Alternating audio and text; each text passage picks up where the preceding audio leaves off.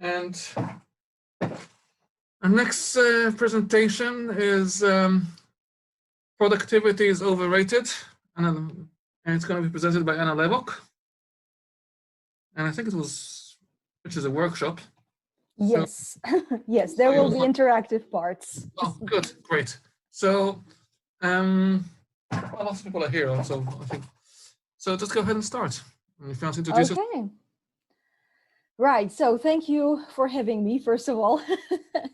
I'm just going to share my screen, if I may. Yeah, I think Second. Okay. I hope that you can see the first slide right now. Yes, I can see it. Okay, perfect. Thank you.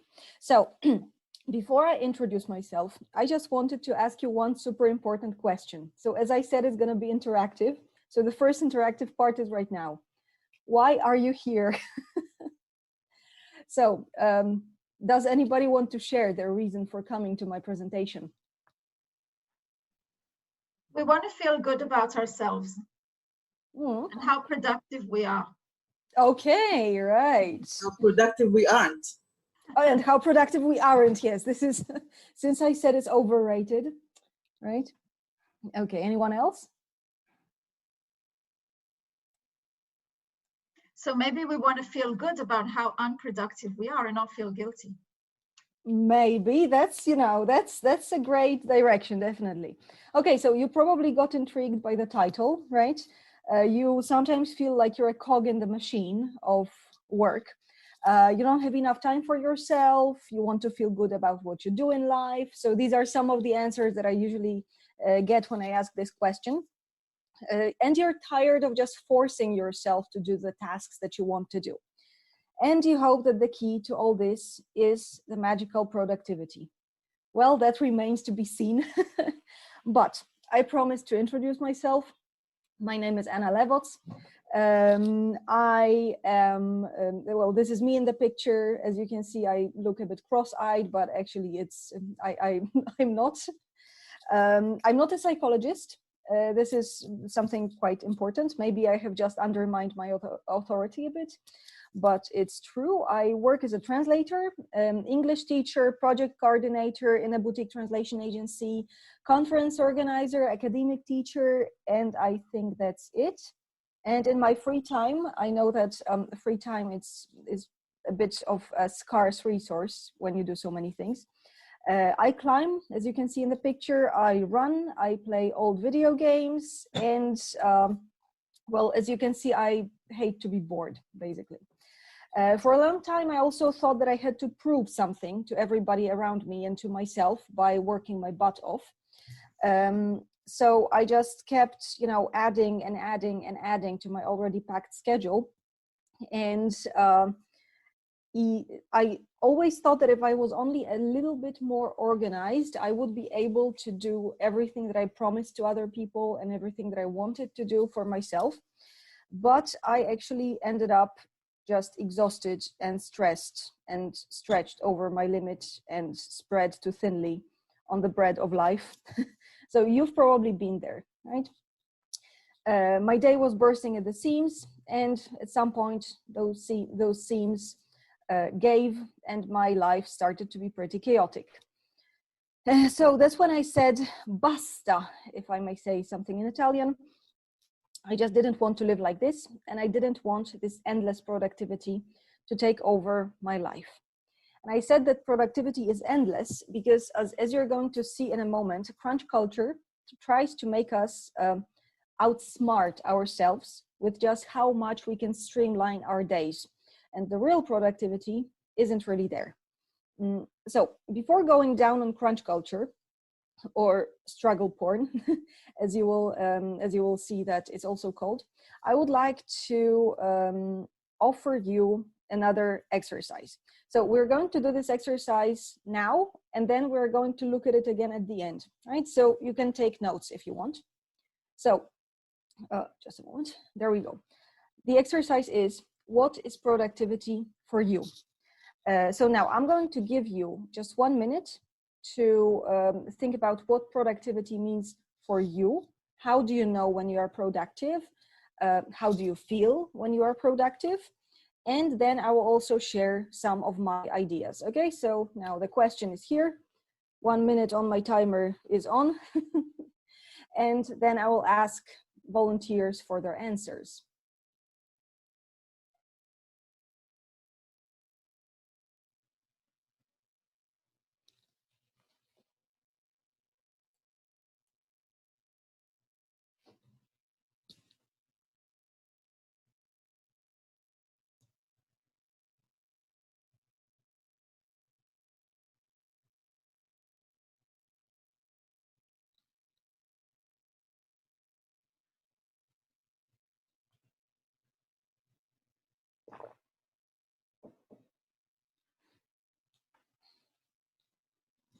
Okay, the minute's up. Who wants to share?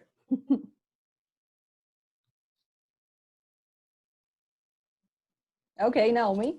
So for me, it means getting things done, getting things crossed off my list of my to-do list. Okay, yeah, this is a very simple definition, right? Okay, anyone else who wants to share their ideas? Yeah, please do. For me, it's getting to do everything that I committed to do without it taking over my life. That's a really good definition. I usually do everything I committed to do, but it stretches too long, and this is all I do. Okay, I see. So it's like the work takes over your private life as well.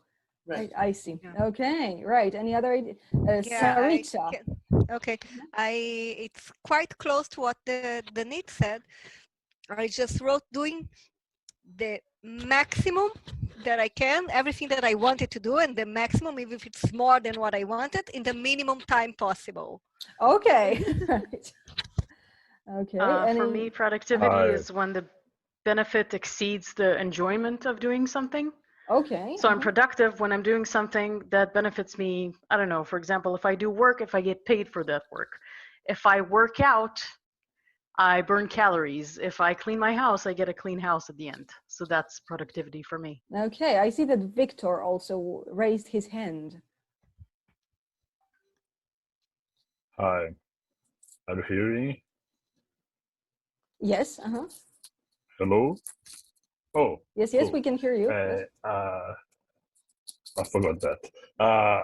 I would say productivity is not just what you commercially or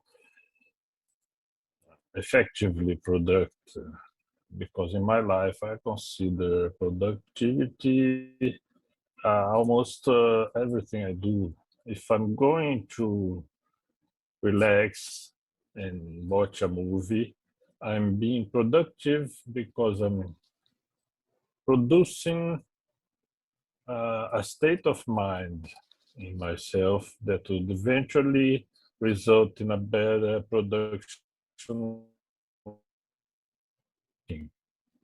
Yes, I don't definitely. know if you're understanding my point. Yeah, absolutely. Yeah, if absolutely. I'm sleeping well, if I have a good night of sleep, I've been productive because the next day I will produce better outcome.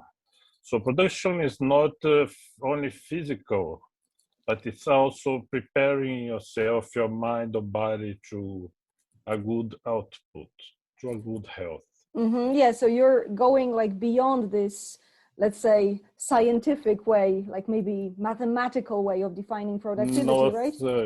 Not just mathematical, not just like capitalistic productivity. Yes, so it's not just... Productivity has a human face.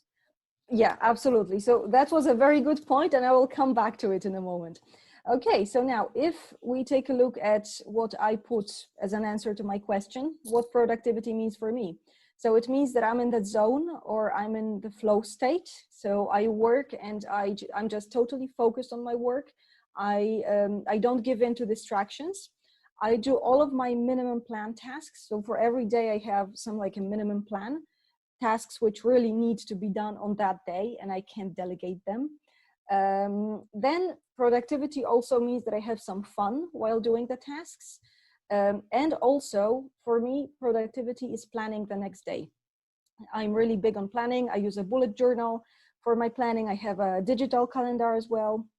So this is something that's really important for me in my life. So now we've done this exercise. So I wanted to let you know what this workshop is going to be about. So we have already answered the question, what is productivity, in a quite simple way. And I will continue on that topic in a moment. Then we're going to learn about crunch culture and struggle porn, effects of overwork, getting over crunching, like winning over the crunch culture. I will give you a few resources to get to know yourself better, as well as some, let's say, scientifically proven ways to work smarter and not harder, and also not longer hours, so that our work leaves us enough time for the relaxation, watching Netflix and cat pictures on Instagram. And then I will help you to summarize the takeaways from this workshop. So we have already answered this question. Now, mathematically speaking, capitalistically speaking, productivity is output divided by input. So if you look in a dictionary, then you're going to find a definition along the lines of productivity is the effectiveness of a productive effort, especially in industry, as measured in terms of the rate of output per unit of input. So this is the mathematical equation. If you apply it to like our everyday life, to your situation, then the output would be what you want to get from your productivity. So do you want to earn money, buy a new car with this money? Do you want to get some respect of other people, some prestige? Maybe you want to put food on your table. Maybe you want to grow as a professional, to grow as a human being. On the other hand, the input, those are the resources that you use in order to achieve the output. So the money investment, time investment, maybe some software, hardware that you use in order to do your work, basically. Maybe ideas, education, your own motivation, your own strength, the time in your day, and so on. So for the more mathematically inclined of you, here I have another equation. So if we multiply productivity by input, then we get the output, right? So this means that the bigger our input and the bigger our productivity, the bigger the output will be. As you probably know, it's not always the case in real life. But basically it means that if you want to achieve something big, then you need not only to make an effort, but also to make the effort productive. Because if the productivity is low, then it will also influence the output. It will also be low. And this leads us to the next part of the presentation, which is the crunch culture. So the crunch culture basically is something that applies mostly to the so-called creatives, but basically it can be extended to... Somebody has their mic on. Okay, thank you. Crunch culture applies mostly to the so-called creatives, or people who deal with deadlines in their work. So we probably all here deal with deadlines. And crunch culture says that the struggle, so the difficulties that we encounter, is part of the creative process. So this means that it's necessary. And it also says that the end result must always outweigh the pain of creating it, right? So basically you give birth to your work in pain, and that's only when, like, your work is only worthwhile if it gives you some difficulties, if it gives you pain. On the other hand, struggle porn is, as an influencer, Nat Ellison, put it in his article, it's a masochistic obsession with pushing yourself harder, listening to people tell you to work harder, and broadcasting how hard you're working. So basically, it's not only working hard, but also documenting it all on Instagram. Okay, as you probably know, chronic overwork can lead to burnout. So burnout is a set of physical and mental or emotional symptoms that gets in your way of reaching your goal. And in here, you can see the typical symptoms of burnout, so the effects of chronic overwork. So now I have another task for you. How many of these can you tick as having occurred in you? I can tick 11, but I'm not going to tell you which ones. So does anybody have 0? What's GI I have problems? 0 now. Gastrointestinal problems. Oh, okay. Yeah. I have 0 now. Oh, Victor, you're the master of productivity. Yeah, no burnout for you. No burnout. I must tell you something. I'm starting as a translator. Myself restart, and the statistics show that physician profession is one of the most associated with burnout, and one of the reasons I'm changing is burnout. Okay, right. So In you the are medical profession, not in the translation profession. okay, right. So in the translation profession, you haven't had it yet, right? So yeah, but yeah, but I totally agree. I'm that just I'm a little boy in translation. Okay, right. I see that somebody wrote something on the chat.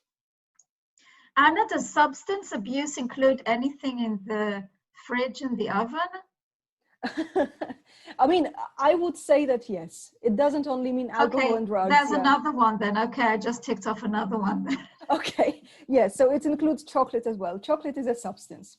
Yes, okay, so Victor has 0. Does anybody else have 0? No, I thought so. So that's great because we are on the same page, basically. Okay, so now, as expected, whoops. Okay, I'm off to bed. I have all of them, somebody said. Okay, so as you probably expected, now I'm going to call out crunch culture for being a load of bullcrap. Now, first of all, I'm going to present you with some of the quotes that you might often hear or read on Instagram of struggle porn influencers. So the first one is attributed to Confucius and the Chinese, like Asian wise man. And he is said to have said, choose a job you love and you will never have to work a day in your life. Yes, and also you probably will need to pay taxes. But let's take a look at the second one. This is Elon Musk. I'm sorry, I just couldn't find a good picture. No matter how hard you work, someone else is working harder. This sounds really struggle porny. Now we have the third one. This is by Jim Roth, who is an American businessman and writer. By working hard, you get to play hard, guilt-free. So basically playing hard should always be guilt-free, as you probably already get from this workshop. So now, why do I call these quotes bullcrap? So basically this is crunch culture in a nutshell. So struggle is good, no struggle is bad, and it means that no struggle is not achieving anything while you could be achieving something, right? So on fertile soil, which are the minds of ambitious people like us here, this might lead to chronic overwork and the burnout that I mentioned a few slides before. Also the inability to say no to new tasks, because after all, you have to be hustling and bustling all the time. Another thing is that which struggle porn influencers tell us is that we have to love every minute of our struggle. So if your work isn't your passion, how do you want to be successful, right? Now, I have another task for you, another question. What is so appealing in crunch culture? Why do we fall victim to it? After all, we are, thinking adults. Like, why do we fall victim to crunch culture? What's our motivation for overworking ourselves? Now I'm going to give you another minute, and then I'm going to collect some of your ideas and also present some of the ideas I got from my colleagues. Okay, so the minute is on.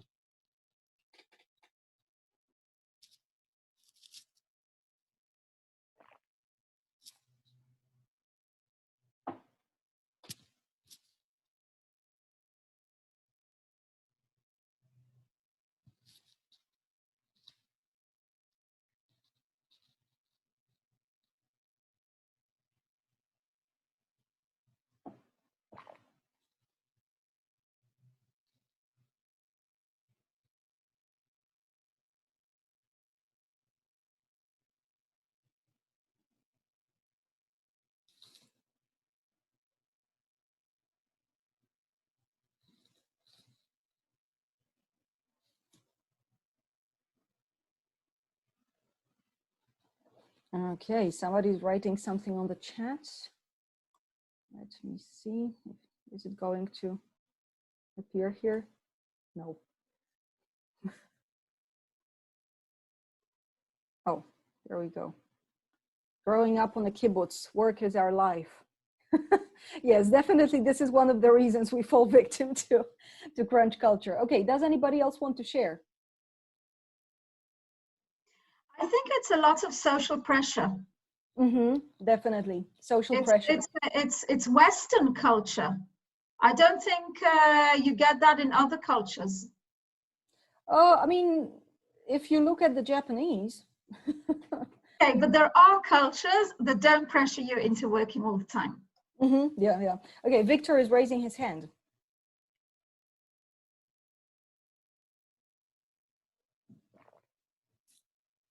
I used to work on a hospital where almost 100% of the workers like double the salaries because our leader and the director of the hospital, she was from India, and she valued the culture of overwork. Eventually, she was made redundant, and the people went to normal. So leadership is a very, very important factor. Yes, if you're a leader, if your boss values crunch culture, then of course, you don't really have, I mean, you always have a choice, as we will see in a moment, but it influences, the culture of the team really a lot. Okay, so some of the ideas that my colleagues gave me were that we feel a need to please everybody, that we only see the highlight reel of struggle porn and not the backstage. In other words, we don't really know what it costs somebody to get where they are, right? Maybe they're struggling with, mental health issues, or they're like sleeping 2 hours every night in order to be successful. We also don't know their starting point and their circumstances, right? So, it will be, of course, hard to be like successful in, let's say, material terms for a single mother of, 3 children than it is, for example, for me, 0 children, no commitments, and and so on, right? Another thing that the society tells us is that our work must be hard to even be worthwhile. So this is something, well, I'm from Poland, and I see that, in our culture, there is still a problem with people who, for example, get rich without doing any so-called real work, right? So if my neighbor gets rich, the first thought that appears in my mind is, oh, he must have stolen it. Of course, I'm young and I'm not really into this kind of thinking, but still, it appears. Another thing is, in video games, when you're going in the right direction, you encounter all the enemies, right? So it's kind of like that. It's a bit of an endurance training. It prepares you for the final boss or something. So if you can endure just this one more day of crunching, if you can endure this just one more project, then you will get rewarded. And of course, this never happens in terms of there is another project, there's another day, and you still crunch and crunch and crunch, and in the end, you get burnt out. And another reason why we fall victim to the crunch culture is because we just don't know how to say no. And a good exercise here is just try to say no to everything for a week and see what happens. And I promise you that it won't be a disaster. The world will not collapse. Anyways, moving on. The second part, how to get over crunch culture. I'm going to, there's going to be quite a few exercises for you. So let's take a look. So first of all, I wanted to show you these 2 pictures. At some point, my psychotherapist told me that the only 2 things that you really have to do in your life are pay taxes and die. And all the other things are just choices. And actually, this sounds pretty extreme, but it's actually true, right? If you really get down to what it means, it gives you a lot of freedom, right?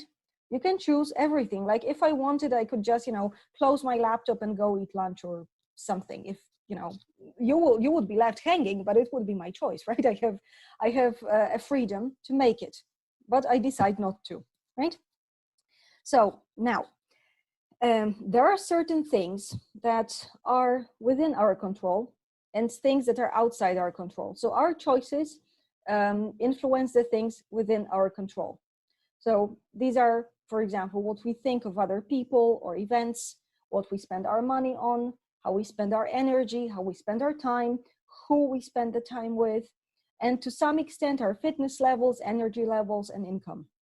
But most of all, our reactions. And I will come back to it in a moment. Things outside our control are the weather, our medical conditions, the past, other people's actions, other people's feelings, what other people think, the news, and our so-called initial emotional response, which is the first reaction of our brain when something happens. It takes less than a quarter of a second, and it's the so-called chimpanzee or chimp brain. And it is our most primitive part of the brain reacting to what is going on. And this is something that we cannot control, but as we are conscious, human beings, we can control the further reaction. So is there anything that you would add to the list on either side? I will add something. Mm-hmm. The big enemy of burnout and the big enemy of home office is the family. Sometimes you can't control it, but Yes, sometimes that's you true. cannot control it. That's true. I mean, you can control it to a certain extent, right? Because the thing is that, they are separate people, right? Separate entities, right? So, okay. Anyone else would like to share anything that could be added here? So if not, then I'm coming back to the reactions as I promised. So basically our being in control doesn't mean that we can change something just on a whim, right? Like, let's say that an event makes me sad and I just decide, okay, no, I'm not going to be sad about it. I'm going to be happy about it. It doesn't really work that way, but with conscious effort, with a bit of work put into it, we can really work on changing our reactions. So as you can see, and as I said before, the things that are within our control are things that are influenced by our choices. So, you can choose to go to therapy, right? Or you can choose to read a book on how to change some habits, for example, right? So now, if we take a look at this graph, as you can see, I really love graphs.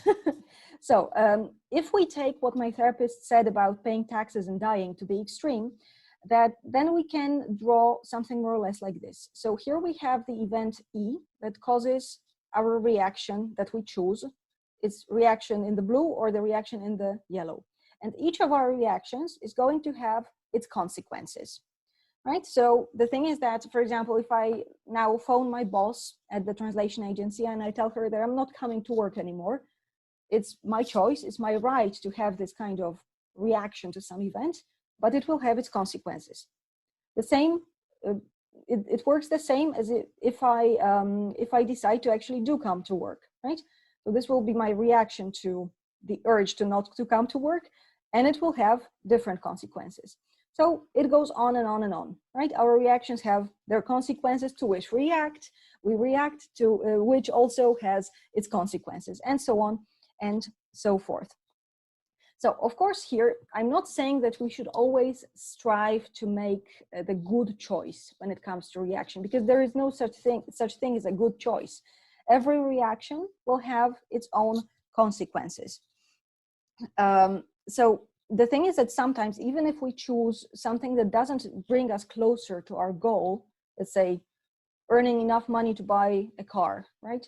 So if we choose a reaction that doesn't bring us closer to this goal, it still might be productive in a way, because it might be bringing us to a different goal. For example, being a relaxed person, right? So whichever reaction you choose, there will be something that you will miss had you chosen the other path.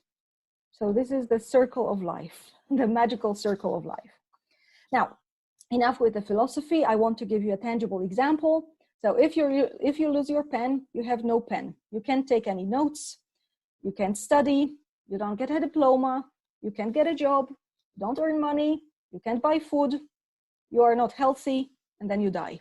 So this is how losing your pen can lead to your untimely death. Of course, this is a bit of an extreme example. Usually we don't have this kind of dilemmas in our life, but with if we decided to, like when we lose our pen, so this is the event E, and we react with either borrowing the pen from somebody or just writing with a pencil, then we could avoid even death, right? So this makes you think.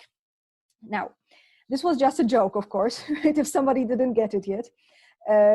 But I mentioned in the graph with the things within our control and outside our control that we can control our energy levels to some extent. So now I want to tell you a story. So this lady in the picture here is called Christine Miserandino, and she is the author of something called the spoon theory. So that's why she's holding a giant spoon. So Christine suffers from lupus, which is an autoimmune disease that causes her, in terms of physical symptoms visible outside, it causes her face to become red here because her skin just eats at itself. And she also suffers from joint and muscle pain, fever, exhaustion, and a host of other unpleasantness. And 18 years ago, in 2003, Miserandino described a conversation with a friend in which the friend was reproaching her for not coming to, to meetings, for just not having the strength to talk to her on the phone, for canceling appointments at the last minute, and so on. And Miserandino tried to explain to her that her illness is what causes her to be so flaky, right? Her illness was just eating at her energy levels. And to demonstrate that, she took a handful of plastic spoons from the table, which symbolized the energy. And she then asked her friend to list her daily activities, such as, getting out of bed, going to work, going shopping, taking a shower, and so on. And for every single one of these things, she put away another spoon. So this was a measure of her energy. And in this way, she showed how she needed to save her spoons so that at the end of the day, she still has some left. She, of course, can take spoons from the next day, but it would mean that the next day she would have even less energy to spend on things that she wanted to do. And when the teaspoons run out, the only way to get them back is to rest. So I say, so Christine Miserandino is sick, right? She suffers from a chronic illness, but I would say that using spoons as a measure of energy is actually quite a good way of, finding what drains our energy, what stresses us out. Also, the question of saving your spoons is kind of a question of respect to yourself. I mean, it's a bad habit to borrow the spoons from the next day because you just don't know when you might need them, right? Now, sometimes even ordinary situations can be exhausting. For me, for example, I absolutely hate talking on the phone. So whenever I have to phone, I know my car mechanic or something like that, I get really stressed out and it eats up a lot of my spoons, right? Instead of spoons, you can of course use, mana points or nuts if you are a squirrel or something like that. But I'm going to use the term spoons in here. Now, let's say that some events in our life are more spoon consuming than others, right? So for example, if I'm cooking some pasta and I'm making the red sauce and I knock it off the stove and it gets all over my beautiful white kitchen, then of course it's going to eat at least one spoon out of my inventory. But if I get in a car crash, for example, then of course it eats more spoons than the red sauce going all over my kitchen, right? And the thing is that even good situations, for example, like good for our brain, there is nothing like good and bad, right? It doesn't apply this kind of ethical measurements to what we do. But even situations which we consider positive are stressful to our brain. For example, changing your job can be stressful. Victor mentioned that family can also eat up at our spoons, right? Even though we love them and they are the best people in the world, right? But they still can drain us of our energy.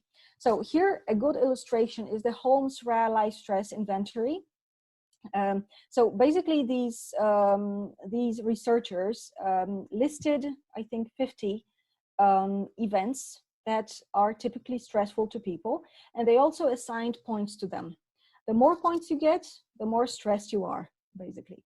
So in here, this is scientific. Spoons are maybe a bit less scientific, but it works more or less that way.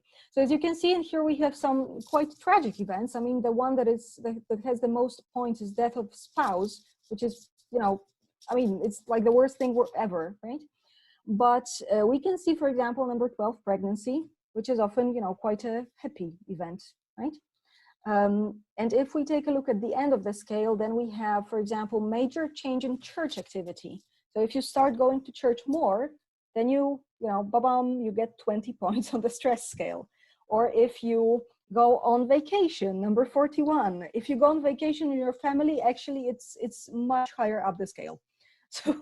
So in here, you can collect the points for being stressed. As you can see, if you have 150 points or less, then it means that your life is not really stressful. Between 150 and 300, it's a 50% chance of a major health breakdown in the next 2 years, and 300 points or more raises the odds to about 80%, which is not very good. Anyways, so again, I need to take my next page with notes. Now, another exercise for you. Where do your spoons go? What is stressful for you in a typical day? I know that our jobs are notoriously unpredictable, so there is no such thing as a typical day usually, but you can think of just a specific day when you had some stressful events. So I would like you to think about 3 things that usually cause you stress. I will give you my own example. So a class with a demanding student is stressful to me. Negotiations are always stressful to me, and a huge project to be divided among several translators. This is also a stressful situation. So now I'm going to give you a minute to maybe draw your spoons on your piece of paper and think about 3 situations that caused you stress lately or that cause you stress in a typical day. The minute is on.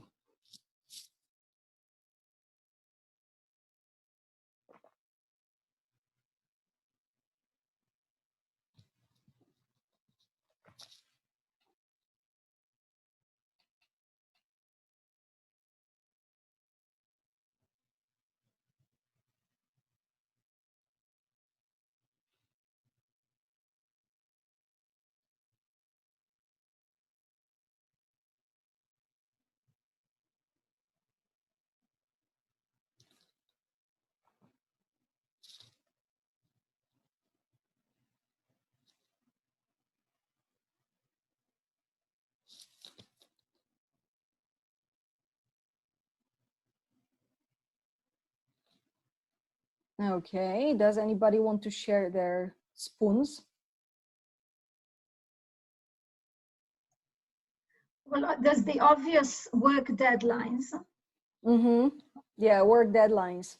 It's always stressful, especially if they swish by, right, while you're still working on the project. To me, cooking. Okay, right. So what do you do? Do you order takeout? I have help. Oh, that's important. Absolutely, yeah. Okay, any other ideas? I put in some 3, which is about the same thing.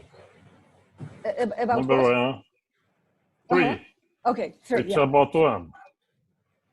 Number 1, family. They eat up all your spoons. Any kind of commercial negotiation. Mm-hmm. And number 3, taking care of your health. Yeah, health. Which is Yeah. the three are about the same thing, which is negotiation. Yeah, in a way, right? So because with family you negotiate, with your health you also kind of negotiate, right? How many more hours can I go without sleep? Right? So, I also think that learning new technology really increases my for some people it's like a roller coaster. Some people love it and some people hate it. yeah, I absolutely get what you mean. Yeah, so yeah. Okay, anybody else wants to share? I wanted to, Victor already said family. I want to specify not all family, but children, kids. When you have kids at home, and especially now that they don't go to school and have to study with Zoom, I find myself being their teacher more than anything else.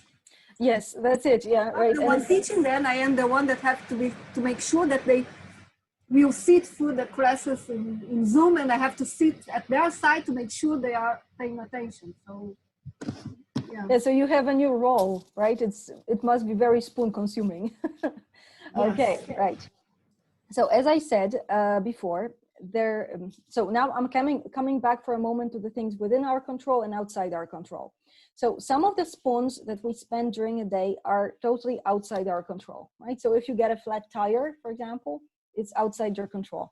But in here, the stressful situations, as I said, some of them are spoon consuming, but we can try to limit the number of spoons that we spend on the stress caused by this situation.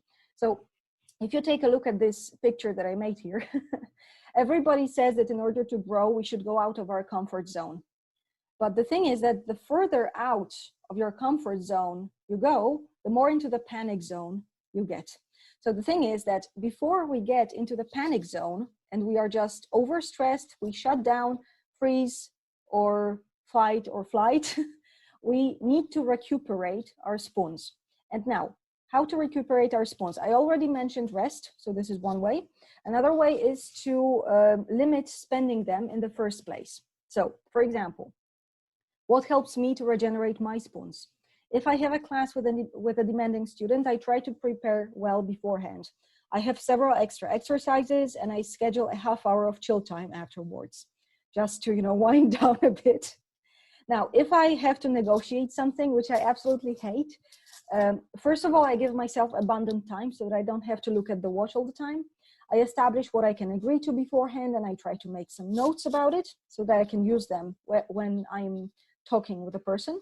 And if the negotiations are really tough, I just take a nap afterwards, and then the spoons come back to me.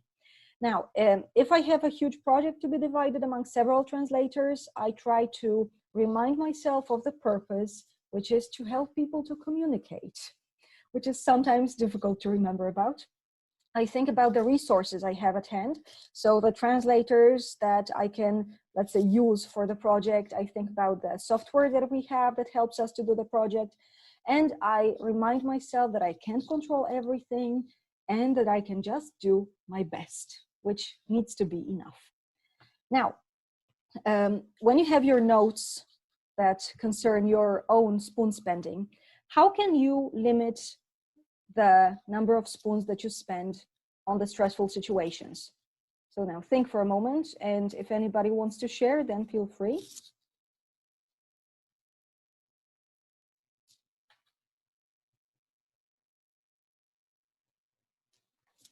We can outsource. Yes, we can always outsource something. We can delegate, right? So then we kind of shift the spoons to another person. But it might be that the person actually is, just better at these things than we are, right? Like negotiating, for example, right? Or calling the doctor.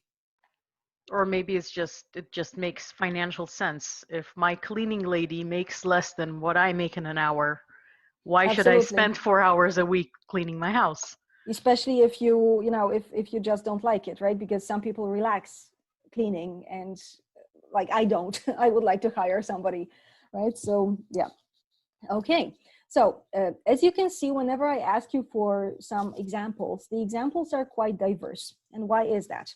Well, because we are different people. So another thing that helps with your productivity is getting to know yourself, getting to know what stresses you out, getting to know how you relax best, and so on. And a great way to get to know yourself, of course, you know, I'm not saying that you should believe some random internet test when it comes to your personality, but there are a few that I would like to recommend. If you would like to just, you know, maybe learn something new about yourself, maybe look at something from a perspective that you haven't considered yet. So the first online test that you can take is 16 personalities. I will share the links to everything that at the end of the presentation. This is based on Myers-Briggs personality test, and it tells you whether you are more introverted or extroverted, intuitive or observant, thinking or feeling, and judging or prospective.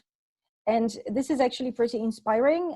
For example, I am introverted, intuitive, feeling, and prospective, which makes me a turbulent mediator. This is the name of my personality. So have you ever taken such a test? Who knows the result? I have. Oh, great. So what's your personality type? I'm an introvert. I'm the biggest introvert I have ever seen. Okay. Plus, Right. I am on something about studying, something like that. Everything for myself points to being home. Okay, right. I mean, you know, and at least right now you can kind of use it, right? So because you have to stay at home, so it's perfect situation for you. I'm loving COVID. Yeah. Okay, so if you want to take the test, I really recommend it. It basically consists in a lot of questions, but they are like the system of answering is you have to decide to what extent you agree or disagree with the statement. So here you have a sample one. You regularly make new friends. Do you agree or disagree, right? And you have a lot of questions like that, basically, in the test. Now, the second one is 4 tendencies. So this was created by Gretchen Rubin, who is a writer, and she studies happiness. And the 4 tendencies tell us how you respond to outer and inner expectations. And based on that, the test classifies you into 4 types: the upholder, the questioner, the obliger, and the rebel. So now here you have the graph. So the upholder meets outer expectations and inner expectations. So outer expectations is, you know, it's like what other people expect from us, right? And inner expectations are the promises we make to ourselves. So much like New Year's resolutions. Then the questioner resists outer expectations, but meets inner expectations, which basically means that their main way to go through life is by asking, why do I have to do that? And that's why they're a questioner. The obliger meets outer expectations, but has problems with meeting inner expectations. And the rebel, the moment that something becomes an expectation, they just say nope, and they go out of the room. So which ones do you think you are? Who's an upholder? Questioner. You're a questioner. Okay, yeah, right. Anybody I've else? done every test you can imagine. Because you're introverted and you stay at home a lot, right? Yeah.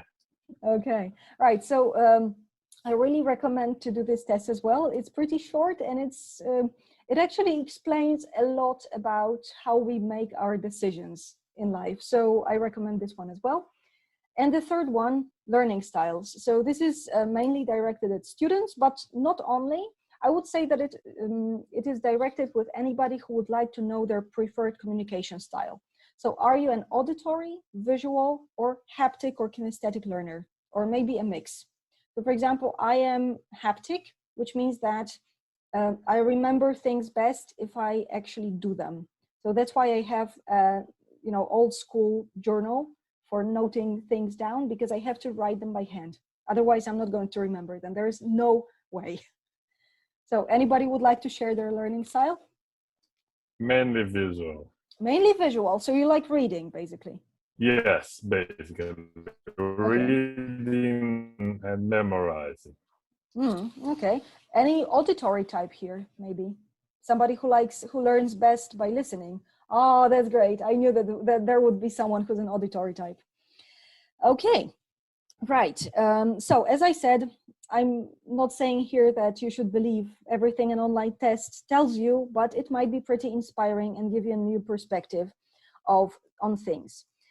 Some other sources that I will also link at the end of the presentation is the Gallup Strengths Finder, where you can discover your talents, like what are you good at, basically.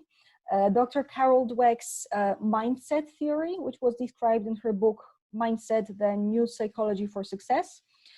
Archetypes, so this is, the typical, let's say, figures that are represented by your personality. And Enneagram, so Enneagram is a bit like the 16 personalities, but it gives you more personality types. But actually the most important things are your own observations. Like what There's a fun card game for the Enneagram. There's what? There's a fun card game. It's a box of little cards that you can use, and you can play it with people. It's very interesting. Yeah, it's very interesting. Yeah, especially if you play it with friends, and then you learn like new things about each other, right? It's really cool. Yeah. So basically, your own observations, what distracts you, when are you most alert, when do you like doing creative work, and when do you feel like doing, the errands, like paying taxes and stuff like that, how many hours of sleep you need. Do you prefer a traditional paper calendar or an online calendar, a digital calendar? What kind of music makes you energetic? What kind of music makes you work harder? And so on, right?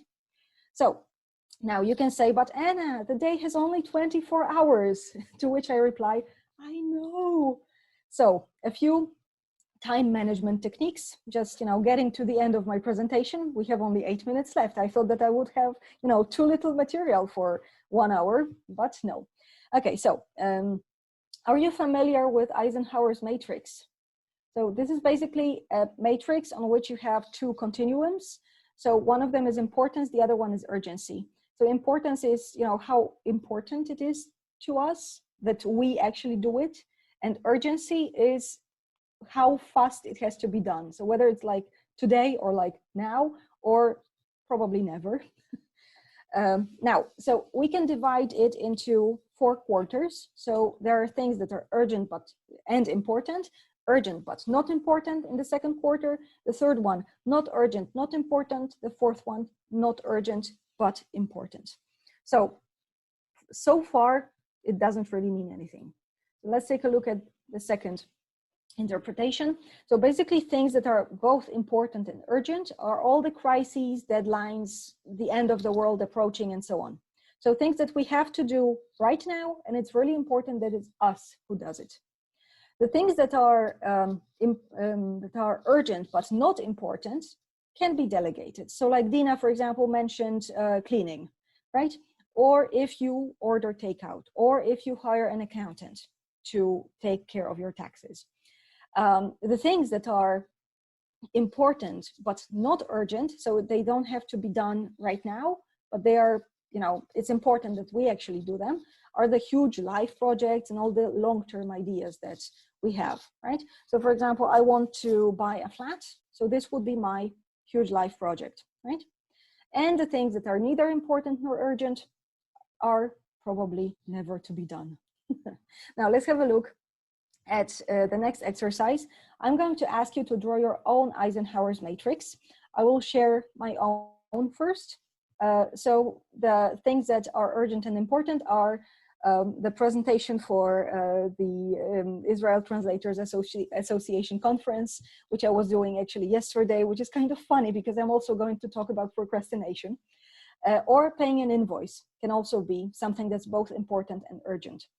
Accounting, getting takeout, it's urgent because I need to eat something and I need to do my taxes on time, but it's not really that important that I do it myself. I can outsource it.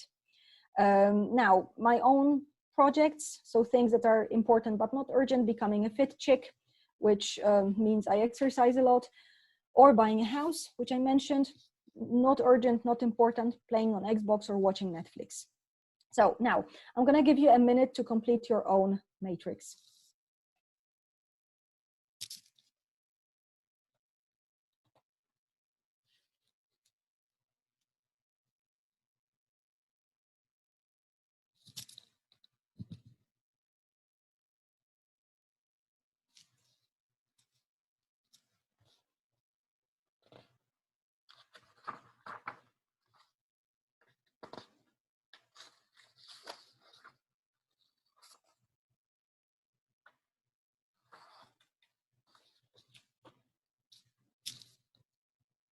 Okay, does anybody want to share?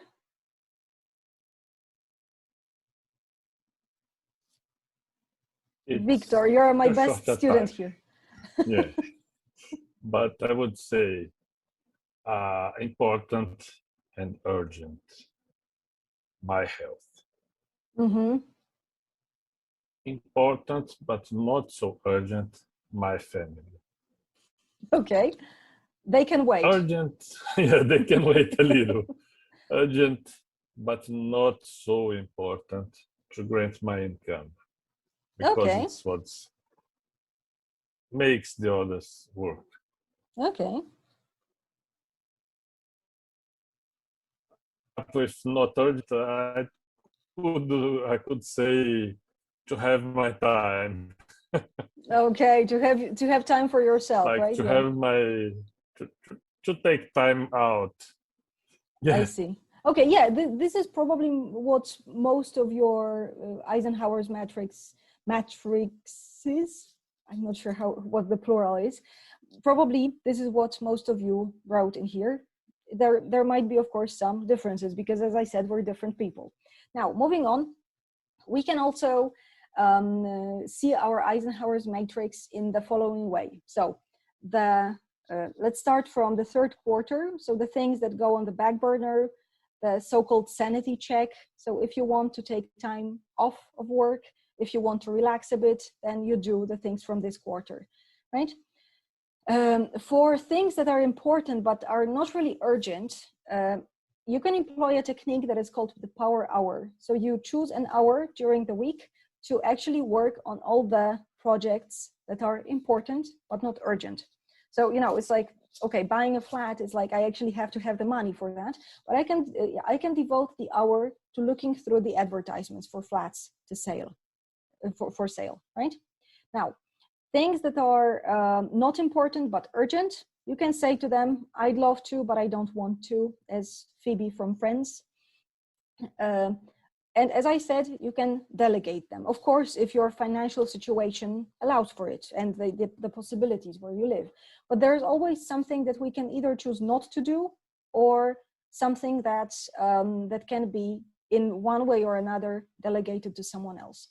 And the things in the first quarter, so the important and urgent things, is what you get to do. This is actually a pretty nice technique that I discovered a few months ago when working in a translation agency.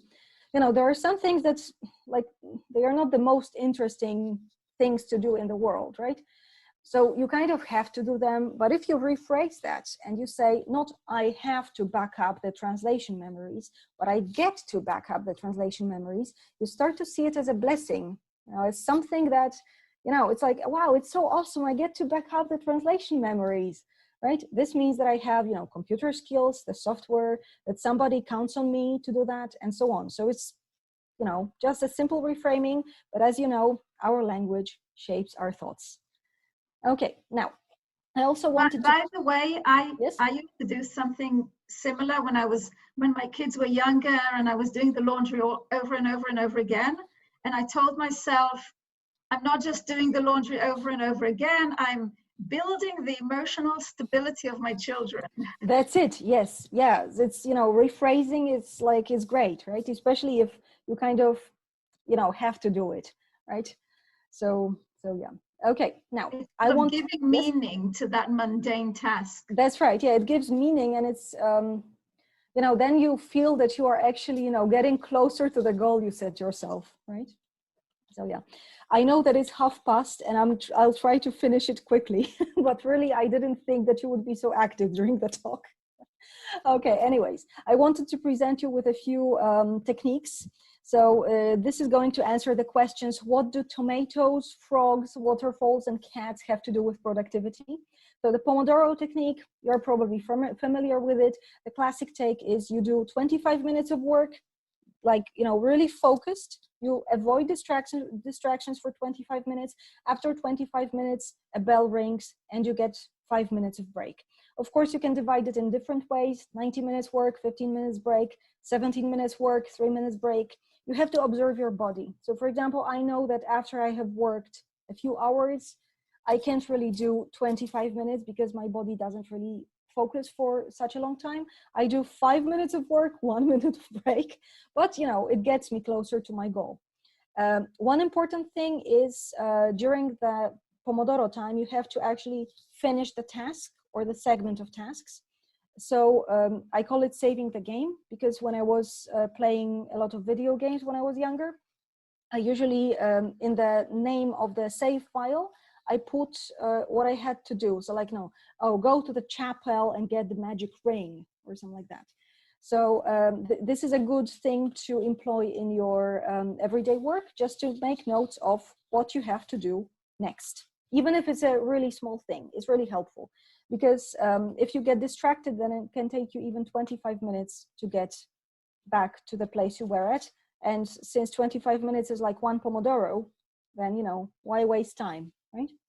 Now, the next technique, Eat That Frog. This is from Brian Tracy's book under the same title. And the premise is you have to do the yuckiest task first.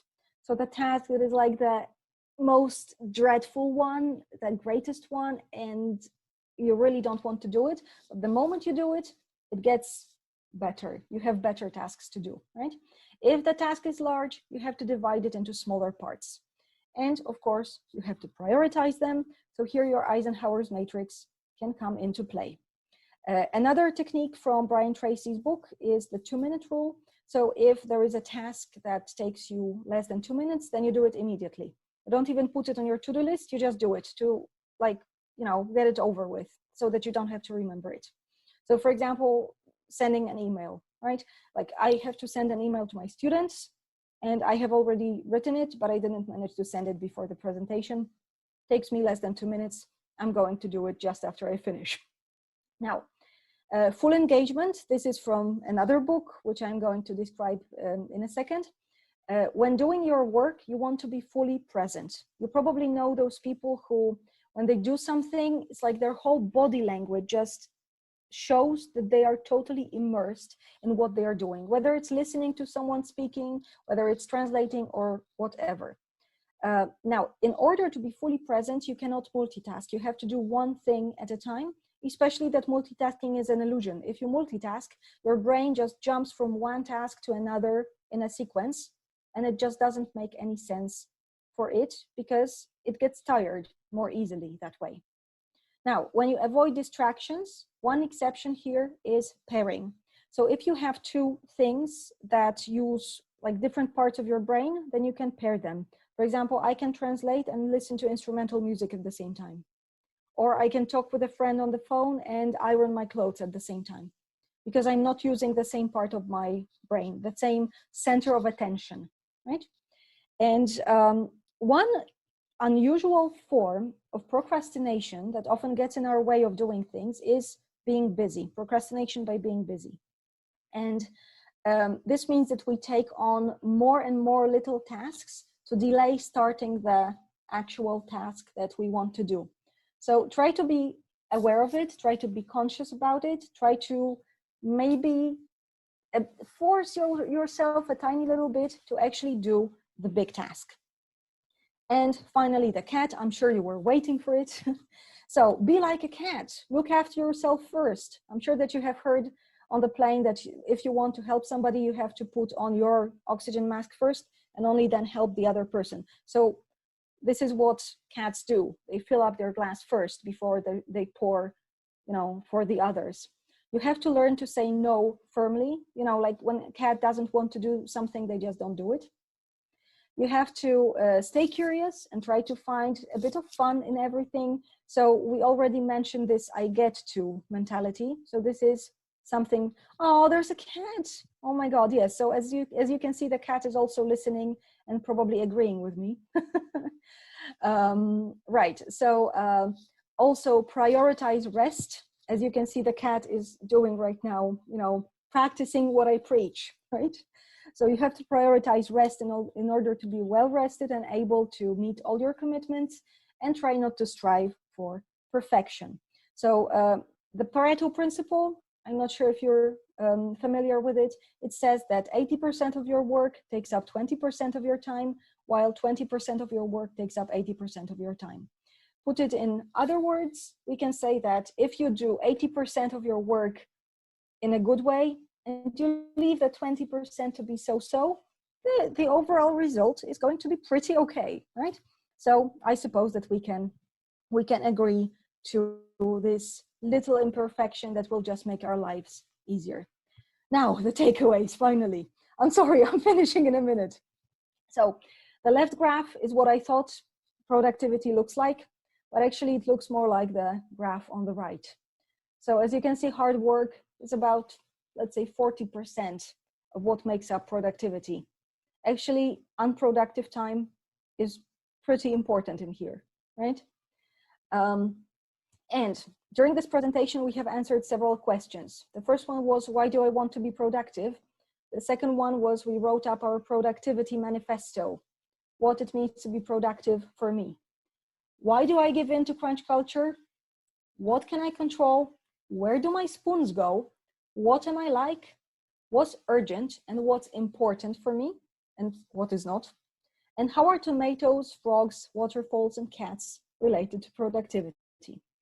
For the end, I wanted to read out a quote from The Power of Full Engagement by Tony Schwartz and Jim Lur.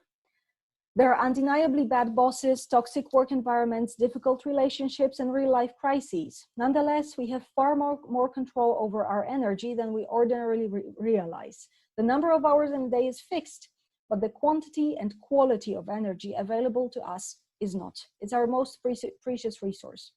The more we take responsibility for the energy we bring to the world, the more empowered and productive we become. The more we blame others or external circumstances, the more negative and compromised our energy is likely to be. So the main takeaway here is take ownership of your productivity. Nobody can tell you how to do it. Especially that real productivity is not only hard work, it's much more complicated than that. I promised the links and the sources. I think that the best way to do it would be to just send you the file and the presentation so that you can take a look at the book list and at the internet sources, the links to the tests that I mentioned before. And that's it then. You can always email me at anna@annalevels.com, and thank you for having me. I suppose that we don't really have the time for questions, especially when I went over my time. I'm sorry. Sure. Thank you. I'm sorry for getting for taking away 8 minutes. I hope you enjoyed it. Well, we have put gaps within the schedule to account for these things, so. Thank you. Right. So Yeah. thank you for organizing. Yes. Thank you. Thanks a lot. Now I'm going to stop sharing and I will give the floor to the next person speaking.